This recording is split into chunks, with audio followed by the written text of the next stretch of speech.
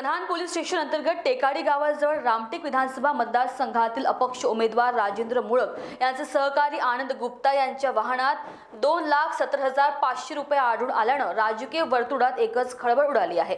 निवडणुकीच्या आदल्या रात्री राजेंद्र मुळक यांचे समर्थक प्रचंड मताधिक्य मिळवण्यासाठी पैशांचा व्यवहार करत असल्यानं कन्हान पोलिसांनी रोख रकमेसह वाहनास ताब्यात घेतलाय।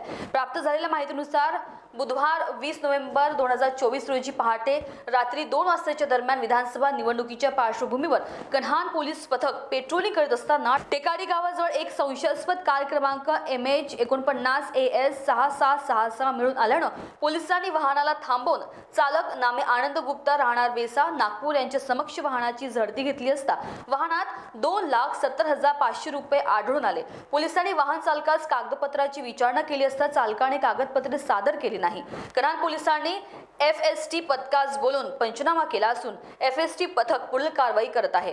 आज सकाळी साधारण 2 वाजताच्या सुमारास पोलीस टीम टेकाडी रस्त्यावर पेट्रोलिंग करत असताना एक संशयास्पद वाहन येत होते, त्यास थांबवले असता चालक नामे आनंद गुप्ता, त्यांचे कार नंबर MH 49 AS 6766 याची तपासणी केली असता डिक्कीमध्ये 2,70,500 रुपये रोख मिळाले। त्यांना कागदपत्राची विचारणा केली असता त्यांनी कागदपत्रे सादर केले नाहीत, त्यामुळे FST टीमला पाचारण करण्यात आले। FST टीम हजर झाली, त्यांनी त्याचा पंचनामा केला व पुढील कारवाई त्या संदर्भात पुढील कारवाई करत आहे।